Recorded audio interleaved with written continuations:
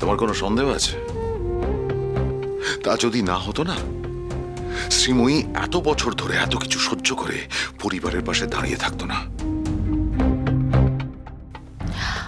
What about Rohit Sen? সেও নিশ্চয়ই জানে। না জানলে you know what?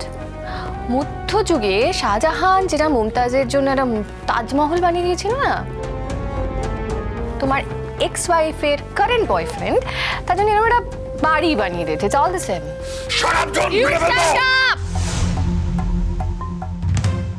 আমি চাই তোমার মতন একটা জঞ্জাল পৃথিবী থেকে চলে যাক। I want to kill you. কিন্তু পারছি না। শুধু মনের ইচ্ছেটা বললাম। এই পৃথিবীতে বেঁচে থাকার অধিকার তোমার নেই।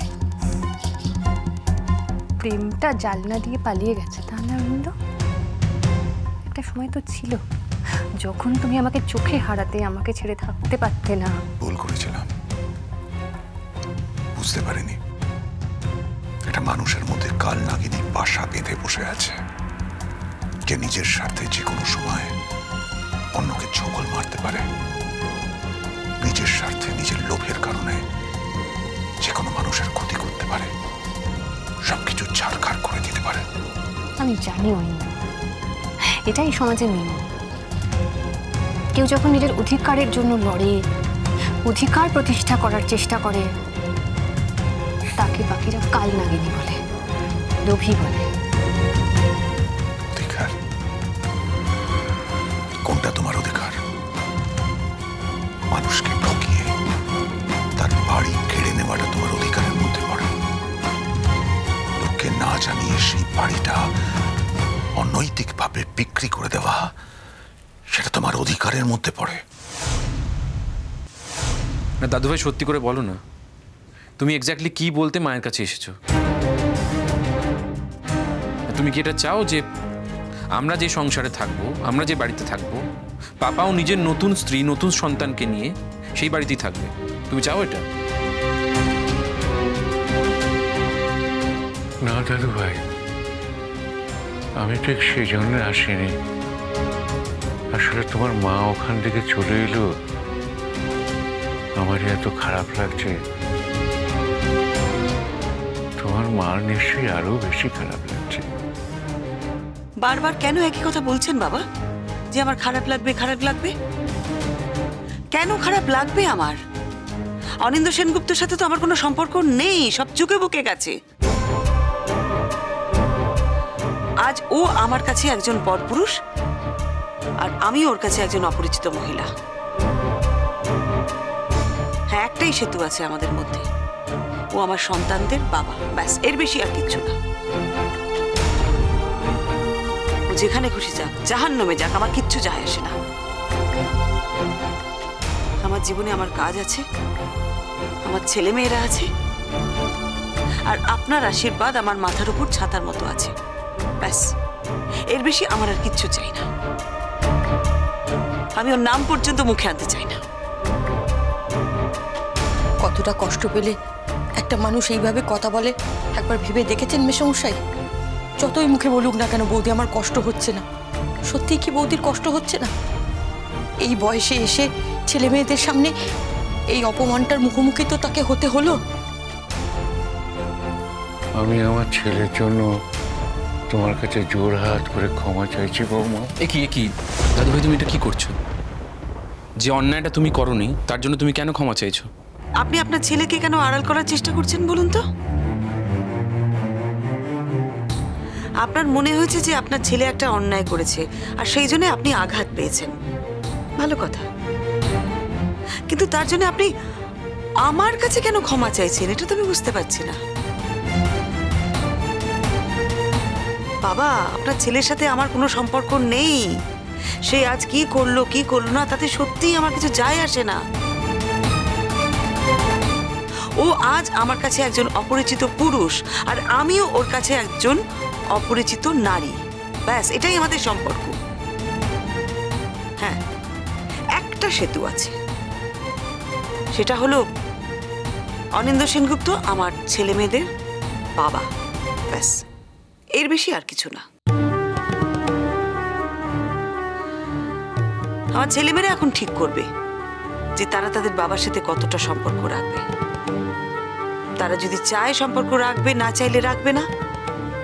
আমি তাদের একবারও বলবো না রাখতে, আর বারণও করবো না। ওরা যেটা ঠিক মনে করবে সেটা করবে। কোনো প্রশ্নই উঠছে না মা। অন্তত এই ঘটনার পর আমি পাপার সাথে কোনো সম্পর্ক রাখতে চাই না, আর ভবিষ্যতে এই কথাটা বলবো না। বলছি না তো, আমি কিচ্ছু বলছি না। আমি শুধু এটা বলছি যে টিঙ্কা, এই বাড়ি ছেড়ে আমরা কোথাও যাব না। আমি এই বাড়িতেই থাকব। সব সময় আমি আমার নিজের জিনিস ছেড়ে দিয়েছি, ছেড়ে দিয়ে আমি নিঃস্ব হয়ে গেছি। তো আশ্চর্য ব্যাপার, আমার নিঃস্ব হয়ে যাওয়াটা না কেউ কোনোদিন দেখেনি।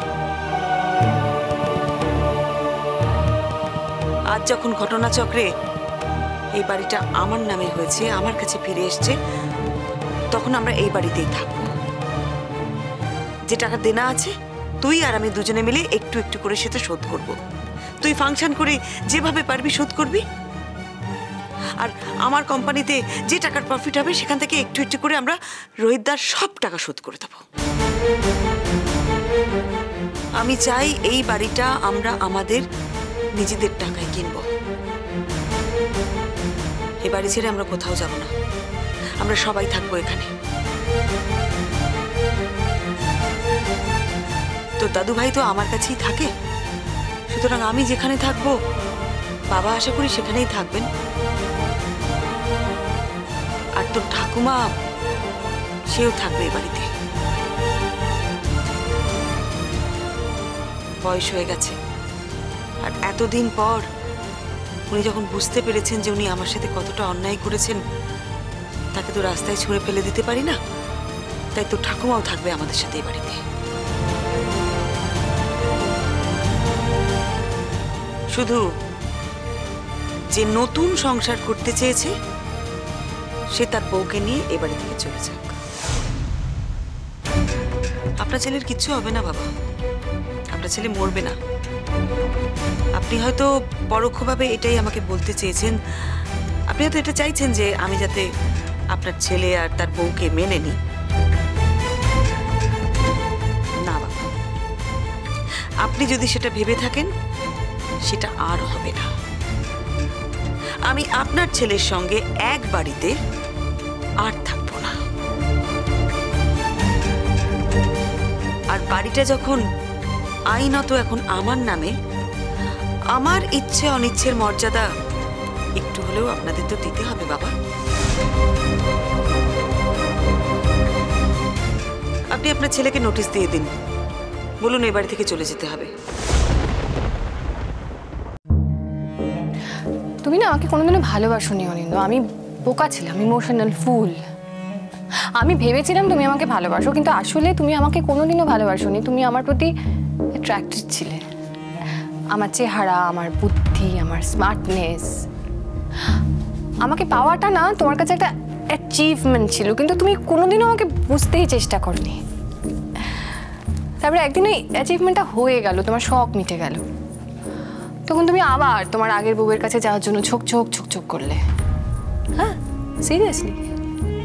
কিন্তু তুমি আমার দিকে তাকিয়ে দেখো, আমার কিন্তু আমার আগের স্বামীর কাছে ফিরে যাওয়ার কোনো উপায় নেই, কোনোই উপায় নেই। ছেলের কাছে ফিরে যাওয়ার কোনো উপায় নেই। আমার হাতে কি রইল বলো তো? একটা বিরাট শূন্য।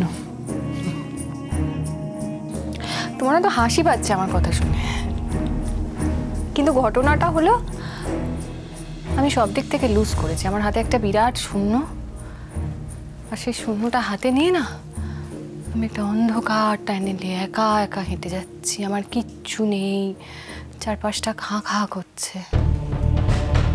তারপর তোমার মা আমাকে বাড়িটা লিখে দিলেন। আমি জোর করিনি কিন্তু অনিন্দ, উনি স্বেচ্ছায় বাড়িটা। এটাতে এত হাসির কিছু নেই। তুমি তোমার মাকে জিজ্ঞেস করো, উনি স্বেচ্ছায় আমাকে বাড়ি লিখে দিয়েছেন। Just stop it, stop loving. উনি যখন আমাকে বাড়িটা লিখে দিয়েছেন না, তখন আমি ভেবেছি যে এটাই আমার একমাত্র সম্বল, আমি এটা বিক্রি করবো। Stop loving, stop loving.